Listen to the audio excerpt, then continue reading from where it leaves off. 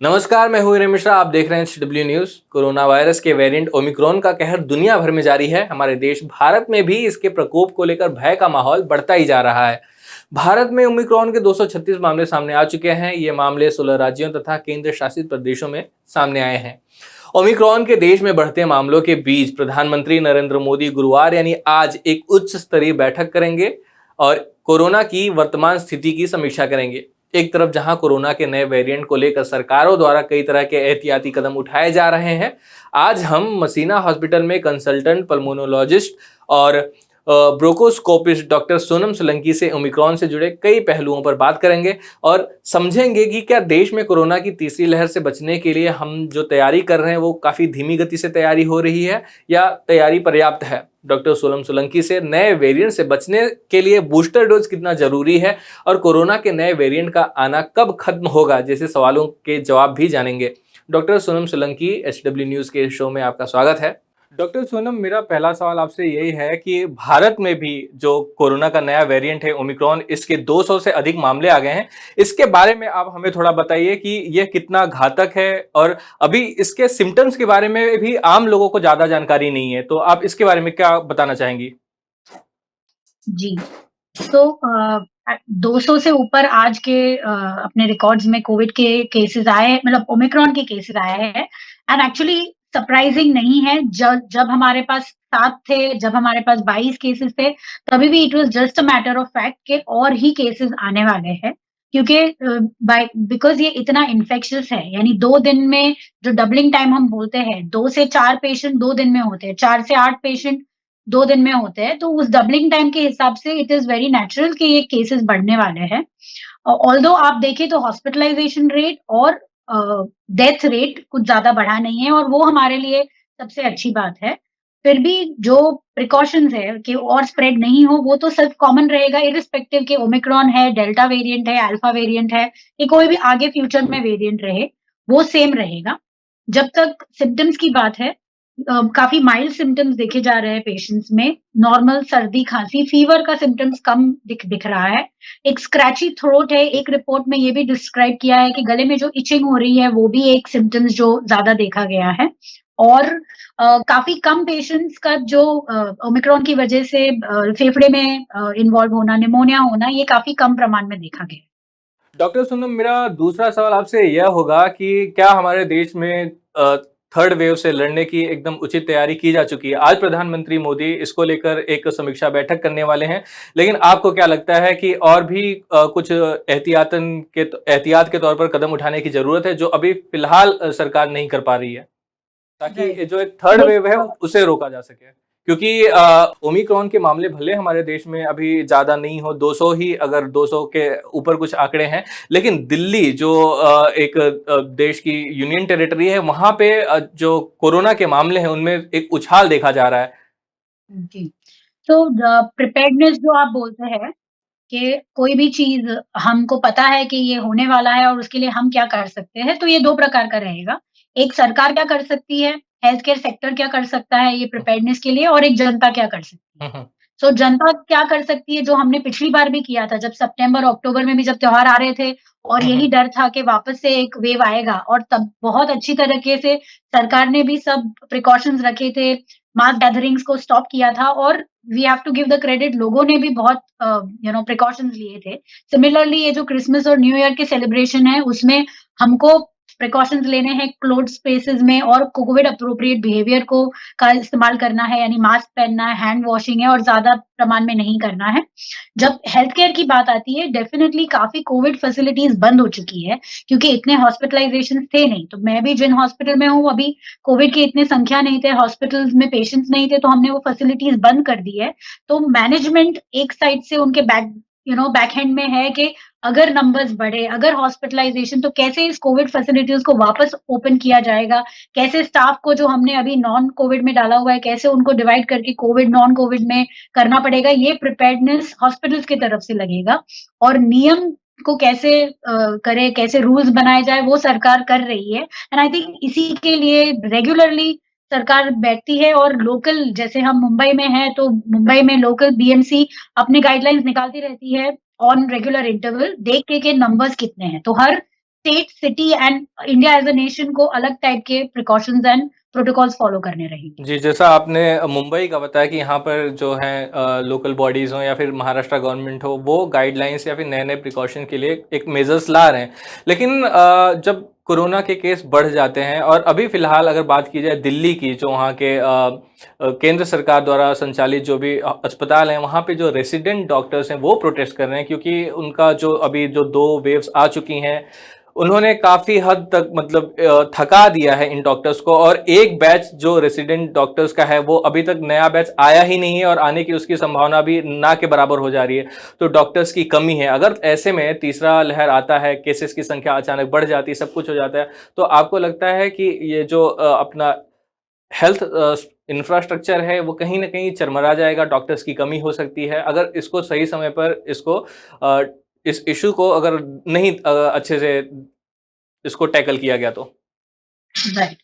बिल्कुल, ये डेफ़िनेटली एक समस्या रहेगी और ये सिर्फ़ ना कि दिल्ली में, ऑल ओवर द वर्ल्ड, क्योंकि एक नए batch of resident doctors, exams delay हुई है, पास आउट एग्ज़ाम्स कंडक्ट ही नहीं हो पाई है और वो लोग भी जो एक बार पास आउट हो गए, वो ये रोटेशन ड्यूटीज़ नहीं करते, दे बिकम कंसल्टेंट्स और जो आपके वार्ड ड्यूटी करने वाले डॉक्टर्स हैं, उनकी संख्या काफ़ी कम हो जाएगी of course and it will, और क्योंकि जो नया बैच है, दे रिलीव हो जाते हैं एग्ज़ाम्स के लिए, तो ये सब प्रैक्टिकल इश्यूज़ डेफ़िनेटली है एंड गवर्नमेंट सेक्टर में बहुत प्रॉब्लम आ सकती है अगर ये आउट ऑफ प्रोपोर्शन नंबर्स देखे जाएँ, जो कि अभी तक ओमिक्रॉन में नहीं दिख रहे हैं, that is a hmm, hmm. Good thing, but it's just a matter of time कि अगर नंबर एक्स्पोनेंशियली इंक्रीज़ हो जाए तो theoretically it is a possibility कि हॉस्पिटलाइज़ेशन रेट भी बढ़ेंगे एंड तभी हेल्थ इंफ्रास्ट्रक्चर पे काफ़ी उसका असर दिखा जाएगा, क्योंकि डेफिनिटली। ग्लोबली अगर यूके की बात की जाए तो वहाँ पे लाखों की संख्या में डेली नए केसेस आ रहे हैं। अमेरिका में एक रिपोर्ट आई थी कि वहाँ पे आईसीयू बेड्स जो भी हैं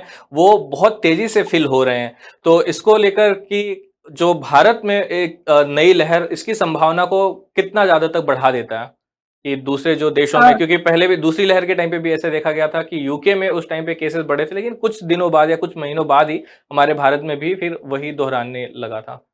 बिल्कुल, इसमें एक एक ही चीज़ है जो अपने लिए यू नो खुशी नहीं, मतलब बट प्रैक्टिकली एक चीज़ है कि ये जो कंट्रीज़ है और इनके जो नंबर्स है ना आंकड़े, उनमें स्पेशली यूरोप, उनका एजिंग पॉपुलेशन जो परसेंटेज ऑफ पॉपुलेशन हुँ, जो 60 के ऊपर है वो थोड़ा ज़्यादा है हुँ, कंपेयर हुँ। To India. So of course hospitalization rate उनमें डिस्प्रोपोर्शनेटली ज़्यादा रहेंगे एंड वो एक चीज़ हम सोच सकते हैं कि इंडिया में शायद होपफुली उस प्रमाण में नहीं आए। ऑफ कोर्स पिछली सेकंड वेव के टाइम पे जिस तरीके से अपने केसेस बढ़े थे, we face the same thing, but generally एक ही डिफरेंस है एपिडेमियोलॉजिकली इंडिया के पॉपुलेशन एंड यूरोपियन पॉपुलेशन में, इसकी उनके यहाँ पे जीरियाट्रिक पॉपुलेशन 60-65 के ऊपर की पॉपुलेशन थोड़ा ज्यादा है एंड इसके लिए उनका हॉस्पिटल ऑक्यूपेंसी रेट थोड़ा ज्यादा बढ़ जाता है। मेरा सवाल आम लोगों से जुड़ा हुआ है कि सरकारें तो जो भी तैयारी उनसे बन पा रही कर रहे हैं, लोगों में भी एक अभी ट्रेंड हो गया है कि वो मास्क को लेकर, मेरा सवाल ये है कि कुछ लोग तो ऐसे मास्क इस्तेमाल करते हैं जिनसे कोरोना से बचाव किया जा सकता है, लेकिन बहुत सारे ऐसे लोगों को भी देखा जाता है कि वो एक ट्रेंड बन गया है मास्क का, वो रंगीन तरह तरह के कलरफुल मास्क आते हैं। क्या सभी के सभी मास्क उतने इफ़ेक्टिव होते हैं मतलब इन्फेक्शन को प्रिवेंट करने में, या फिर कुछ खास तरीके के मास्क का इस्तेमाल ही करना चाहिए अगर हमें इन्फेक्शन से खुद को बचाना है तो? इसके बारे में आप क्या कहेंगे? तो इसका एक्चुअली काफ़ी चर्चा हो चुकी थी। अब जब से कोरोना आया है, हुँ, मास्क के हुँ। ऊपर इतनी चर्चा हुआ है, काफ़ी रिसर्च हुआ है एंड हमने सोचा था कि बाय नाउ सभी लोगों को पता रहेगा, अब इट्स बिकम रेपिटिशन कि बार-बार हम सेम ही चीज़ बता रहे हैं। लेकिन ये अभी लेकिन देखा गया है कि अभी आप सड़क पे चलेंगे, ये सब बिल्कुल, करेंगे तो बिल्कुल, फिर वही आई वाज़ कमिंग रंग-बिरंगे टू दैट मास्क और हाँ। कि क्लॉथ मास्क जो है, जो आपको कोई सिम्पटम्स नहीं है और इधर-उधर जा रहे हैं, क्लॉथ मास्क के भी गाइडलाइंस दिए गए हैं कि वो 3 लेयर के होने चाहिए। एक में जो वाटर अब्सॉर्बेंट लेयर होता है, एक वाटर रिपेलेंट लेयर होता है एंड जब आप जो से पेशेंट्स हैं वो तो N95 ही पहनने हैं, हम जब वार्ड में जाते हैं हम N95 ही पहनते हैं और आप जब हमारा एक सजेशन रहता है कि जब आप से हॉस्पिटल कोई दूसरे कारण से जा रहे हैं, कोई मास गैदरिंग में जा रहे हैं, तभी surgical 3 pi mask is important. तो राइट अप्रोप्रिएट सेटिंग में आप अप्रोप्रिएट मास्क पहने और मास्क पहनने की गाइडलाइंस आपने पहन के नीचे रखा हुआ है, उसका कोई फ़ायदा नहीं है, तो फिर वो वापस से अपना ग्राउंड ज़ीरो जैसा हो जाएगा। तो हमारे वो फ़ॉलो रखना ही है अपने को। अच्छा, मतलब अगर अगर एप्रोप्रिएट मास्क इस्तेमाल नहीं किए, तो ये कहीं न कहीं जानलेवा साबित हो सकता है। तो आम जनता से भी मैं एक बार कहना चाहूँगा कि आप मास्क पहनते हैं, अच्छे दिखने वाले मास्क ज़रूर पहनें, लेकिन इस बात का भी ध्यान रखें कि वो कोरोना से आपको बचा सकें। सिर्फ़ आप फैंसी दिखने के लिए ही मास्क का इस्तेमाल ना करें। अगला सवाल आपसे ये है कि प्राइम मिनिस्टर मोदी के जो वैक्सीनेशन को एक्सपर्ट पैनल है, उनके किसी एक सदस्य का यह मानना है कि बूस्टर डोज़ की अभी देश में ज़रूरत नहीं है, लोग 2 डोज़ लगवा लें, वही काफ़ी होगा। और आपका क्या मानना है? आप बूस्टर डोज़ के मतलब इसको कितना सपोर्ट करती हैं कि ये होना चाहिए या नहीं होना चाहिए? राइट। सो इसमें क्या है ना कि 2 फैक्टर्स आते हैं कि एक हम जब बूस्टर डोज़ की बात कर रहे थे कि क्योंकि कुछ जो स्टडीज़ थी कि जैसे-जैसे समय जाता है आपका इम्यूनिटी कम हो जाता हुँ, है हुँ। और उसी के लिए हमको बूस्टर डोज़ लगाने थे। एंड दूसरा चीज़ है कि वेरिएंट्स आ रहे हैं एंड तो तभी the story of booster dose changes completely. तो इसमें हमारे जो साइंटिफिक कम्युनिटी है वो खुद भी अभी बायस हो गई है, 2 टाइप के विचार हैं और हुँ, हुँ। एक्चुअली देखें तो इनफ समय नहीं मिला है किसी को भी इतना डिटेल में स्टडी करने के लिए कि ये natural immunity, vaccine immunity Omicron के लिए इनफ है कि नहीं। एक साइड जब हम बूस्टर की बात कर रहे हैं, दूसरी साइड ओमिक्रॉन भी आ गया। तो इट इज़ मिक्स्ड ओपिनियन। ये इस समय पे कुछ 100% एविडेंस है ही नहीं कि हम कन्फर्म बता सके। बट थियोरेटिकली येस, जो वल्नरेबल पॉपुलेशन है, जिनका 2 डोज़ेज़ से भी इनफ एंटीबॉडी नहीं तैयार हुआ है क्योंकि या फिर वो कोई ऐसे मेडिसिन्स में थे, ऐज की वजह से बिकॉज़ देयर इज़ सेनेसेंस होता है, आपका बॉडी रिएक्ट और इम्यूनिटी डेवलप करने में भी टाइम लगाता है अगर आपको किडनी इश्यूज़ है, डायबिटीज़ है, ऐज है। तो ऐसे पे वल्नरेबल पॉपुलेशन को बूस्टर डोज़ दिया जा सकता है, बट फिर भी हम उससे कन्फर्म नहीं बोल सकते कि नए वेरिएंट से आपको नहीं होगा, बट येस, डिज़ीज़ शायद सीवियर ना हो, माइल्ड हो एंड हम डेथ एंड हॉस्पिटलाइज़ेशन प्रिवेंट कर सकें। बट ये डिसीज़न मास एक ग्रॉस लेवल पे, एक कंट्री के लेवल पे लेने के लिए अभी तक इतना एविडेंस नहीं आया है। बट हम एक कैविएट बना सकते हैं कि vulnerable population, first line workers जो एक्चुअल डॉक्टर्स, स्टाफ जो करने वाले हैं, जैसे हम लोगों ने जनवरी और फरवरी में लिया हुआ है हमारे first and second dose, maybe some people can be allowed to take the booster doses. कुछ रिपोर्ट्स ऐसी आई हैं कि जहां जो हमारे देश में कोविशील्ड का जिसका प्रोटेक्शन हो रहा था उसको हाफ कर दिया गया है।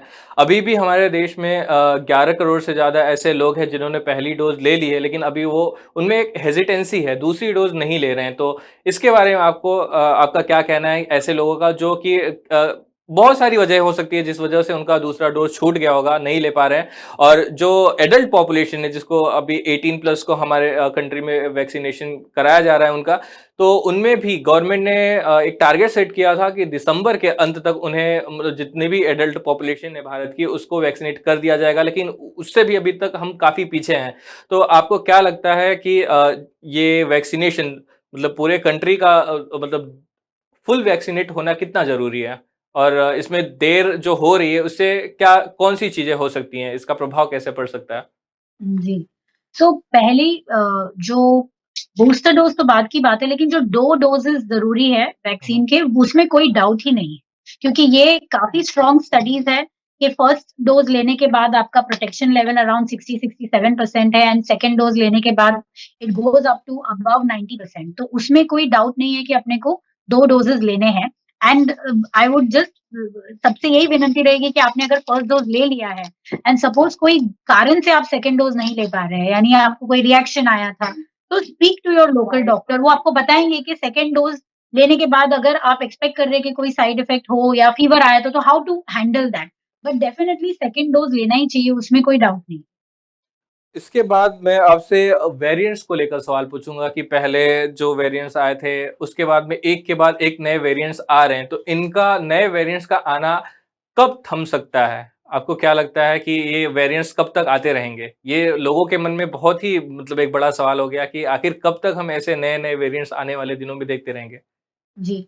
सो वेरिएंट्स आना बंद नहीं होगा, वो एक नोन चीज़ है because it's a natural evolution of any virus.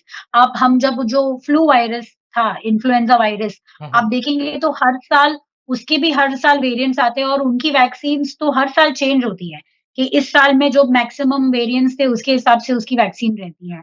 तो वेरिएंट्स आना बंद नहीं होने वाला है। द ओनली थिंग जो हम होप कर सकते हैं कि माइल्डर वेरिएंट्स आते रहे ताकि it becomes like a common cold कि अच्छा आज जो हम एकदम सतर्क हो जाते हैं कि अच्छा ये कोविड है, थोड़े समय के बाद जब पूरा पॉपुलेशन इन्फेक्ट हो गया है या some sort of immunity vaccine की वजह से, बूस्टर की वजह से, नेचुरल इन्फेक्शन की वजह से सबको है, तो it will become like a common cold and जो माइल्ड वेरिएंट्स है उससे कुछ फर्क नहीं पड़ेगा और हम इसकी इतनी चर्चा नहीं करेंगे in the near future. HW news से बात करने के लिए और कई महत्वपूर्ण सवालों का जवाब देने के लिए शुक्रिया डॉक्टर सोनम। जैसा डॉक्टर सोनम ने कहा कि कोरोना के नए वेरिएंट का आना कब थमेगा इसको लेकर कुछ नहीं कहा जा सकता, हमको पूरी सतर्कता बरतनी चाहिए। यानी वैक्सीन का दोनों डोज समय पर लगवा लेना जरूरी है और ऐसे मास्क का इस्तेमाल करना जिससे कि इन्फेक्शन से बचा जा सके, ये हमें करना चाहिए, ना कि वो फैंसी मास्क जिससे कुछ फायदा ना हो तो उसका इस्तेमाल बेवजह हो जाएगा। और भीड़ वाली जगहों पर जाने से परहेज करना चाहिए। यह बातें भले ही कई बार दोहराई गई हों लेकिन हमें अपना ध्यान खुद ही देना होगा। यह वीडियो यहीं खत्म होता है। धन्यवाद।